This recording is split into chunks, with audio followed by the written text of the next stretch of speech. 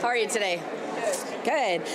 We have a busy 4.5 or a few more days than 4.5 weeks left in this session. Now that we're back from the Easter Passover break, you know that our committees have been working incredibly hard, and we look forward to the work ahead. Remember, May 19th, that's when we need to be done here, and there's quite a bit of work left to go. The governor does have his State of the State tomorrow night in the chamber here this year, and we're looking forward to hearing what he has to say. Some of the expectations, I would think this is a really great time for the governor to pull everyone together with the tie in the House and a couple of the roadblocks that we have in some of the areas. The health bill right now, we're kind of stuck on the insurance for those that are here illegally. And the reason we are really, really stuck on that is the cost to the state. Again, that is Minnesota Care, that families that qualify get the health insurance from the state. Typically, there's a 90% of that dollar amount paid by the feds, and the state pays the 10%. In this case, when people are here illegally, and over the last 2 years, full Democrat control provided health insurance at no cost to people that are here illegally, but it's 100% on the backs of the state taxpayers because there is no federal match. So when we think of what the governor is going to talk about tomorrow night, even if he doesn't say that specifically, we are looking for him to bring the parties together in those areas that there's roadblocks with common sense spending in the state. We know tax increases are off the table.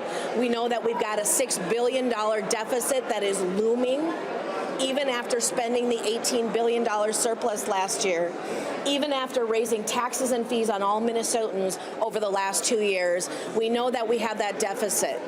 The governor has also talked quite a bit about his concerns with the federal potential cuts that could be coming from the feds.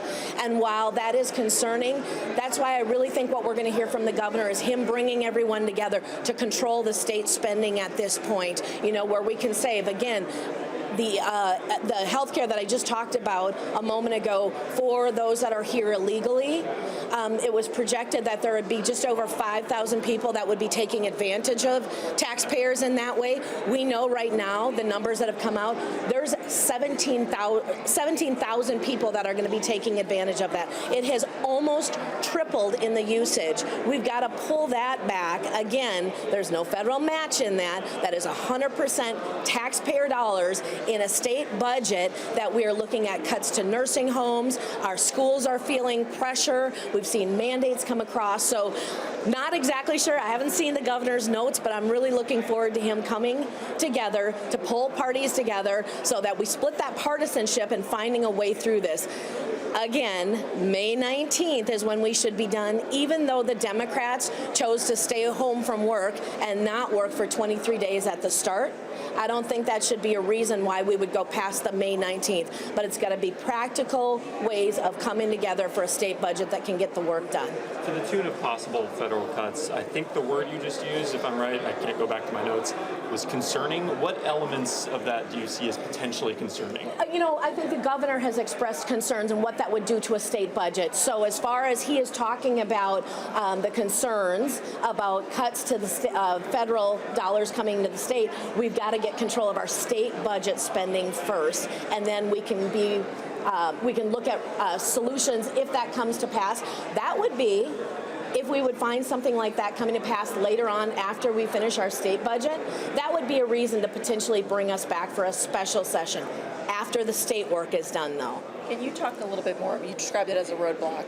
I mean, is that to say that on the health budget specifically, Republicans, it's a non-starter to discuss anything without that being included? I mean, and then I would imagine Democrats likewise would say it's a non-starter for them to renege on that proposal or that promise. Yeah, what we've heard right now from Democrats is that is a non-starter for them, that they don't want to make any type of movement on the insurance for illegal immigrants. They don't want to make any changes on that. That is a problem when people aren't willing to come together and find a solution forward. Again, it was just passed over the last 2 years. It's already almost tripled in the cost to this state, and there's no federal dollars coming in for that. I'm not exactly sure where the governor stands on it. I think if you look at his budget numbers, it could be a little bit different, but it's it's kind of a sticking point right now.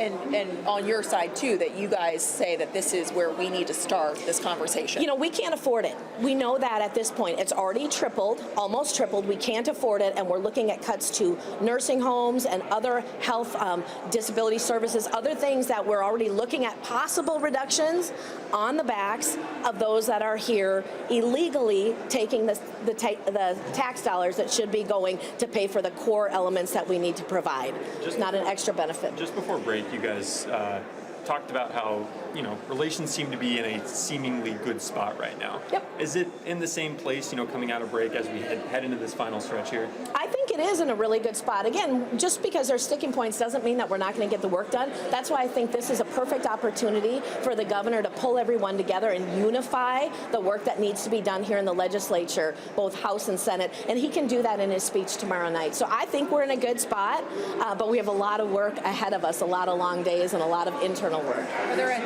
Go ahead. Are you seeing kind of a tale of two Tim Wallses, where the cable news, town halls, the guy that you're seeing in these meetings, does it feel like a different guy?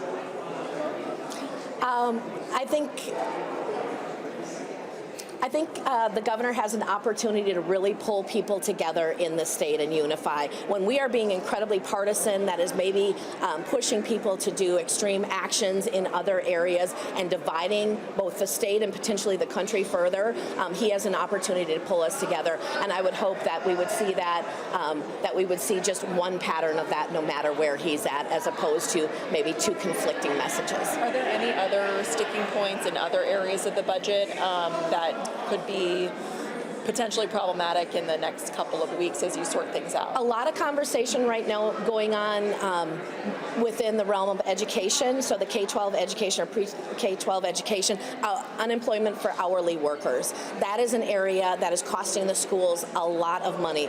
The state has put a number of dollars in for that unemployment, but basically when it gets put back on the taxpayers statewide, and then eventually if it will be put back on the communities, the problem with that is we would be paying for people to stay home and not educate kids, and those are hourly workers that had temporary jobs, whether they were a few months or a few hours, whatever that would be.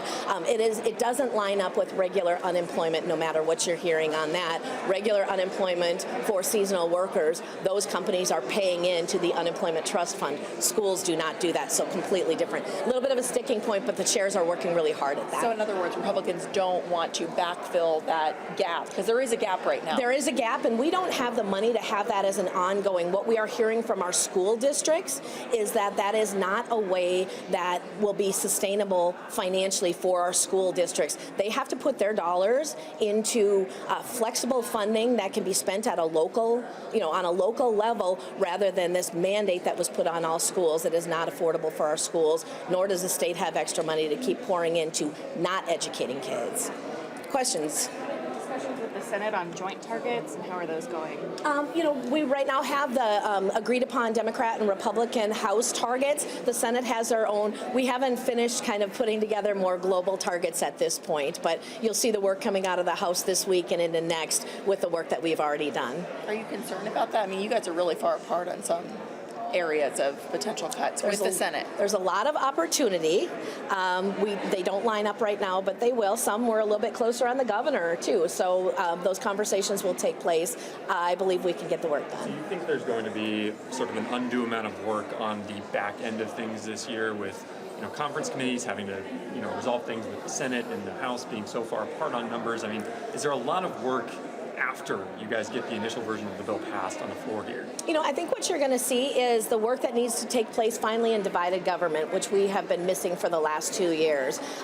We saw in conference committees, even with one-party control, those conference committees over the last couple of years, they had their own challenges. Now you're bringing in divided government. All voices are being heard. My expectation with that is that there will be less complete partisanship and finding more of common ground in between where we can come to an agreement. It's still going to be a lot of work, a heavy lift, but I think it can be done. Do you think it'll take longer for that? The calendar is the calendar, so that is what we're looking at. All right, thank you. Appreciate it.